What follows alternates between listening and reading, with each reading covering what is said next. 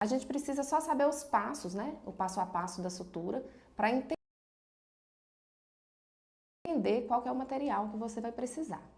Olha só, seguindo uma lógica, a gente precisa de ter os materiais para paramentação, né, que a gente precisa se paramentar. A paramentação é a vestimenta que o médico vai utilizar para trabalhar a sutura. Então, eu vou falar para vocês sobre os itens da paramentação. Aí depois, a gente precisa também fazer uma limpeza da ferida ou da lesão que a gente for abordar. Então, nós vamos falar sobre os itens para antisepsia. Depois a gente vai fazer, se for fazer alguma incisão, porque eventualmente você vai fazer só a sutura, mas eventualmente você vai fazer uma biópsia, algum procedimento que você vai precisar de fazer uma incisão, ou uma ferida que tiver um pouco irregular, um tecido um pouquinho necrótico, você vai tirar uma bordinha ali, você também vai precisar da incisão. Então foi paramentação, antisepsia, agora nós vamos falar dos instrumentais de incisão. Depois a gente fala dos instrumentais que a gente precisa para a sutura em si e, por fim, o último item, o material que a gente precisa para fazer o curativo, tá? Então eu vou mostrar para vocês agora qual que é esse kit, o que que a gente precisa. Então olha só, eu estou de jaleco. A maioria das vezes que você vai fazer um procedimento em pronto atendimento, você não vai utilizar aquele avental estéreo que a gente normalmente utiliza dentro do bloco. Isso por quê? Porque é quase que inviável para as unidades de saúde manter um estoque daqueles aventais estéreis para todo procedimento que for ter. Então, não tem problema, você pode utilizar ou o seu próprio jaleco ou aqueles kits de pijama cirúrgico que tem uma blusa de manguinha com uma calça, num tecido bem confortável, que as pessoas utilizam também em bloco cirúrgico, mas elas colocam ali antes de colocar o avental estéreo, né? Elas colocam por baixo do avental estéreo. Então você também pode trabalhar com aquele pijama cirúrgico que também está adequado. O cuidado que eu vou pedir para vocês é, lembre sempre que se você não tiver com avental estéreo, nada que tiver estéreo vai poder encostar no seu jaleco ou no seu pijama ou em você. Por quê? Aí você vai contaminar esse material que você vai utilizar estéreo no paciente. Então, se acontecer de você estar de jaleco ou um pijama cirúrgico e encostar qualquer coisa que seja nessas áreas, você tem que trocar todo aquele material, tá bom? Então, olha só, itens que a gente não pode esquecer quando a gente for fazer um procedimento. Coloquei aqui, ó, indispensável. Eu vejo muita gente fazendo procedimento sem utilizar o óculos de proteção. Não pode, gente. Isso aqui é para nossa segurança. Nós temos que sempre pensar em segurança do paciente. Então, o óculos de proteção, ele é essencial para que você não contamine caso venha alguma secreção no seu olho, porque as mucosas, elas têm uma capacidade muito maior de ter contaminação. Então, a gente precisa de proteger as mucosas das vias oculares também. E aí, algumas pessoas às vezes me perguntam, Patrícia, eu uso óculos de grau, como é que eu faço? O próprio óculos de grau já serve como proteção? Geralmente, a configuração do óculos de grau, ela não é tão bacana igual do óculos de proteção. Vocês reparam que o óculos de proteção tem toda uma curvatura que vai adaptar legal no seu olho e vai cobrir de um jeito bem bacana. Os óculos de grau geralmente são mais retos, né? Na lateral, quando você vira ele de perfil, geralmente eles são mais retos.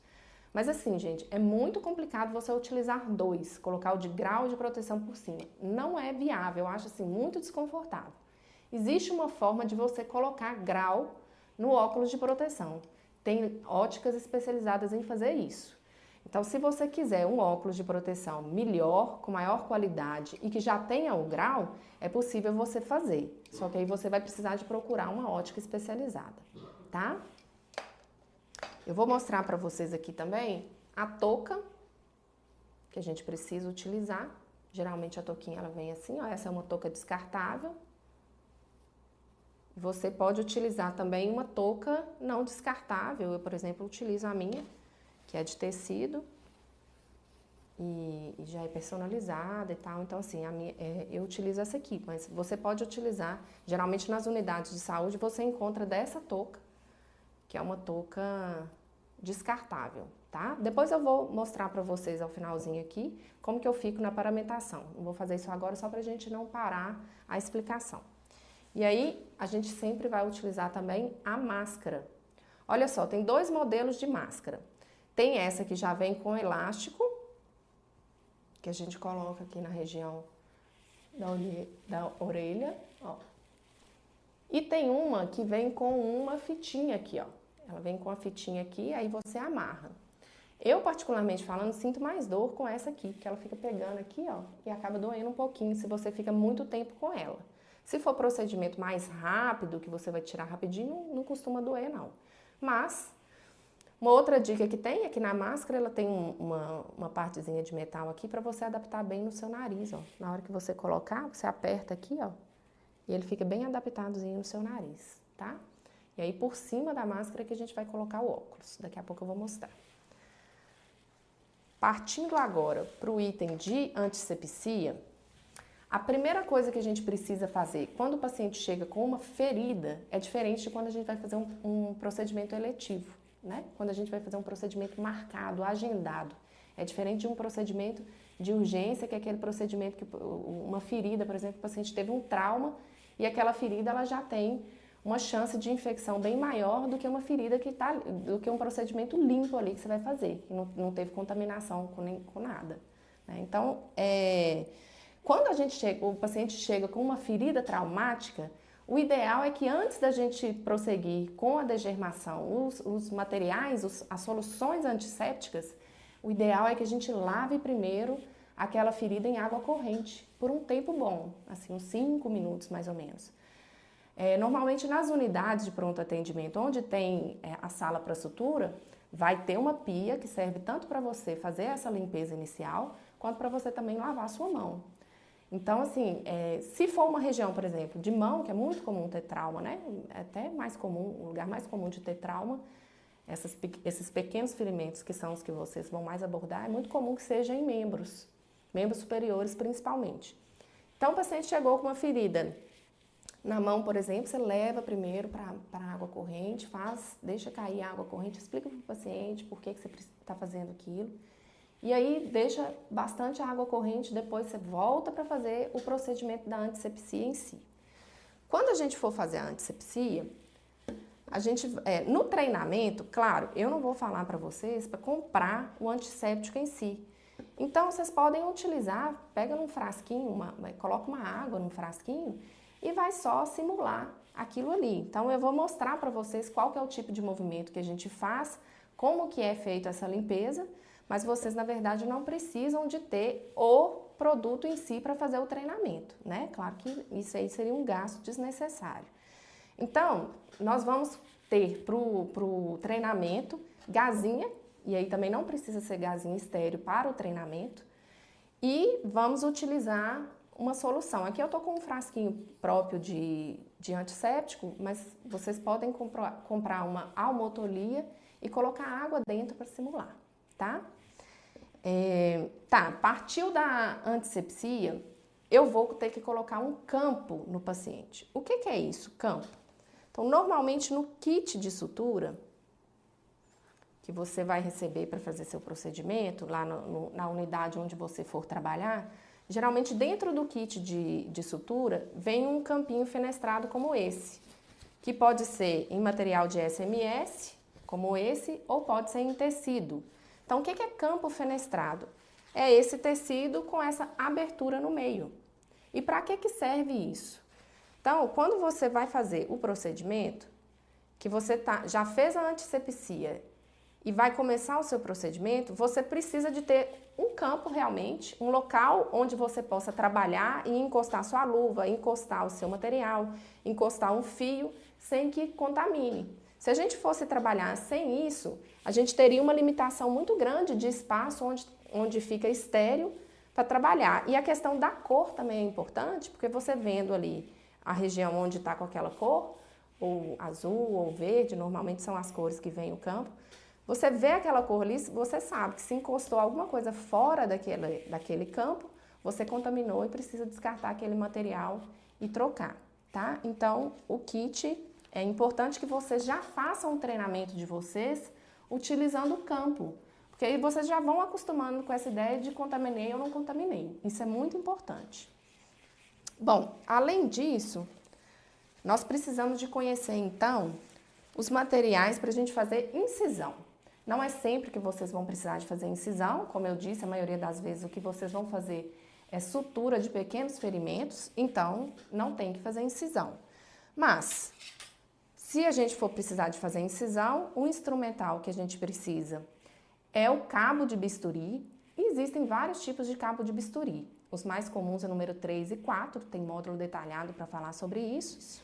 Então, nesse cabo de bisturi, eu encaixo, por exemplo, uma lâmina número 15, que é uma lâmina que eu gosto muito para a gente fazer incisão de pele, que ela é bem pequenininha, ela é bem precisa, então dá uma incisão de muita qualidade. Então, geralmente a gente faz o treinamento ou com a lâmina número 15 ou com uma lâmina número 22, aí o cabo vai variar de acordo com a sua lâmina, tá? Sobre isso. Falando então sobre sutura em si, eu preciso de 3 instrumentais: porta-agulha, pinça e tesoura. Esses são os 3 instrumentais que eu preciso para dar os pontos em si. Então, eu vou mostrar para vocês. Esse aqui é um porta-agulha. Ele é abertinho e ele fechado. Tem módulo também para ensinar a usar, como que abre essa cremalheira, bem detalhado. A gente vai usar também o fio. Eu já tô com um fio aberto aqui, que é o fio de nylon. É um fio pretinho. Existe o nylon incolor também, mas a gente não utiliza no trauma. O nylon que a gente vai utilizar é sempre esse preto, de cor preta, e aí a variação vai mudar. Eu vou explicar no módulo sobre fios, quando você vai utilizar qual fio, qual numeração, tem tudo detalhado lá no módulo de fios, tá? Além disso, nós vamos utilizar pinça, e aí aqui eu tenho um modelo de pinça dente de rato, que ela tem essa preguinha aqui na ponta, como se fosse realmente um dentinho de rato, ou a pinça anatômica, que aqui no finalzinho ela tem umas ranhuras. Pinça anatômica. Olha, tem gente que se adapta melhor com a pinça dente de rato, tem gente que se adapta melhor com a pinça anatômica. Como que eu sei qual utilizar? Isso vai depender de acordo com a prática de vocês. Eu, por exemplo, acho mais fácil a gente trabalhar a pele com a pinça dente de rato. Agora, você tem que ter delicadeza para pegar, senão você marca, traumatiza muito aquela pele ali, a bordinha da ferida. Para quem está começando, normalmente eu acho a anatômica mais fácil. Porém, para material de treinamento, eu geralmente já acho mais fácil a anatômica. Normalmente a dente de rato não costuma ter uma pega muito boa, principalmente no EVA. No silicone, a dente de rato costuma ter uma pega legal. Aí, gente, o outro item que a gente vai precisar é a tesoura. Existem várias configurações de tesoura, mas uma tesoura reta normalmente é a tesoura que a gente utiliza para cortar o fio, tá? A gente geralmente reserva a tesoura curva para cortar tecido. Então, assim, até uma dica que eu já vou dar para vocês, que às vezes vai vir uma tesoura reta, uma tesoura curva no seu kit, e tenta não cortar o fio com a tesoura curva, porque senão você acaba perdendo o corte dela, e aí quando você precisar de cortar alguma coisa, algum tecido, aí geralmente ela não tá legal. A tesoura não tá com o corte afiado. Então, vamos tentar sempre cortar o fio com a tesoura reta. Aí, gente, o que eu queria mostrar para vocês é o seguinte. Em relação a kit de treinamento, eu tenho 2 sugestões quanto aos fios. Uma é, claro, a gente vai precisar de fios agulhados, que são os fios que a gente já são prontos para fazer a sutura. Esses fios, eles vêm com agulha, geralmente para nosso treinamento e para a prática real, a gente vai utilizar o nylon, é o mais utilizado. É importante vocês conhecerem mais configurações e a gente vai ter um módulo específico para isso. Mas não fiquem restritos a utilizar o nylon no treinamento, porque é um fio que acaba ficando caro, né? Então, por que eu tô mostrando para vocês? Porque eu acho importante, não acho legal vocês treinarem só com fio não agulhado. Acho que vocês devem treinar, a agulha é diferente, o jeito de montar o porta-agulha é um pouco diferente. Mas a gente precisa de ter, ó, um fio, que na verdade a gente sempre fala fio cirúrgico, a gente sempre fala fio. Não vamos cair na tentação de falar linha, tá? Não é elegante, não é correto. Então, toda vez que você estiver falando de fio cirúrgico, tem que falar realmente fio. Agora aqui é um carretel de linha, de algodão, né? Que a gente encontra em lojas em armarinho. Então, gente, isso aqui é muito bom para a gente fazer o treinamento, porque ele tem uma configuração legal, ele tem uma boa adaptação na agulha que vem desmontada. E olha só, isso aqui financeiramente falando, é quase que o preço de um nylon e dá para você fazer milhares de pontos, tá? Então, em termos de treinamento, não podemos abrir mão de ter um carretelzinho como esse. Bom, falamos então da paramentação, degermação, antisepsia, incisões, suturas e esqueci de falar da anestesia. Então vamos falar da anestesia. O que eu preciso para anestesia? Seringas. Então olha só, aqui eu tenho várias seringas. Essa é uma seringa de 20 ml. Normalmente eu utilizo essa seringa para aspirar o anestésico. No módulo de anestesia eu vou falar por que normalmente não uso ela para infiltrar. Vou mostrar uma outra seringa aqui, ó, de 5 ml. Essa aqui já é uma seringa legal para infiltrar. E vou mostrar aqui para vocês uma seringa de 1 ml, bem delicadinha. 1 ml. Então, assim, para a gente fazer o treinamento, eu acho importante você ter mais de um tipo de seringa. Até para você entender o que eu falo da questão de infiltrar com a de 20, com a de 1, a questão da sensibilidade no êmbolo. Importante você ter mais de uma seringa no seu kit. E não sei se vocês conseguem ver que a pontinha aqui, ó, dessa seringa de 20 é diferente da pontinha dessa seringa aqui de 5. Qual que é a diferença? Essa daqui, ela não tem rosca. Então, quando a gente vai encaixar a agulha aqui, tem que encaixar muito mais firme, porque senão na hora que você for infiltrar, você vai ver que às vezes desconecta e respinga até o líquido em você. Então, assim, tem que tomar mais cuidado quando a seringa não tem rosca do que quando tem rosca, porque no que enrosca é mais difícil da agulha soltar na hora que você fizer a pressão, tá? Então, mais cuidado com esse tipo de seringa aqui. Vou mostrar para vocês agora essas agulhas, ó, a 40 por 12, sem a tampinha, e a agulha 13 por 4,5. Olha a diferença delas, né? Então, é uma agulha boa para aspirar e essa daqui é uma agulha boa para infiltrar. Tá bom? Cuidado na hora de reencapar. O certo é a gente não reencapar a agulha. No módulo sobre anestesia eu falo tudo isso com mais detalhes e mostro também como que é a maneira correta de abrir, de tirar a tampa, encaixar na seringa e tudo mais. Aí, gente, eu agora vou mostrar para vocês frascos de anestésico. Eu preciso de ter frasco de anestésico para fazer o treinamento? Não. Por quê? Primeiro que vocês não vão encontrar anestésico disponível assim para compra, né? Isso aqui a gente acha a nível hospitalar.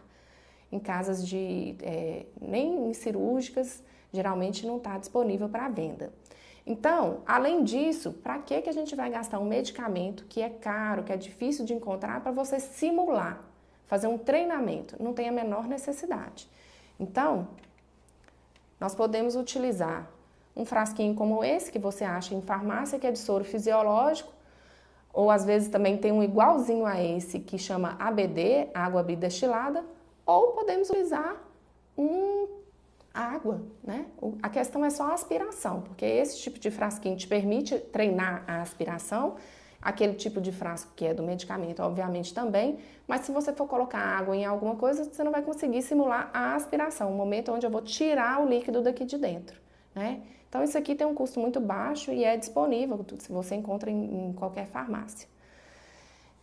Além disso, eu acho importante a gente ter uma espuminha, ó, como essa, para a gente fazer o treinamento da anestesia, gente, porque aqui a gente consegue realmente infiltrar. Então, os outros tipos de peça que a gente utiliza para fazer o treinamento das suturas, por exemplo, silicone,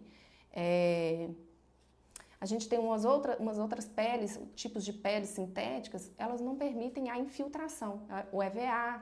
Então, elas não permitem a infiltração. Então, normalmente a gente utiliza uma espuma como essa que você acha em loja de colchão.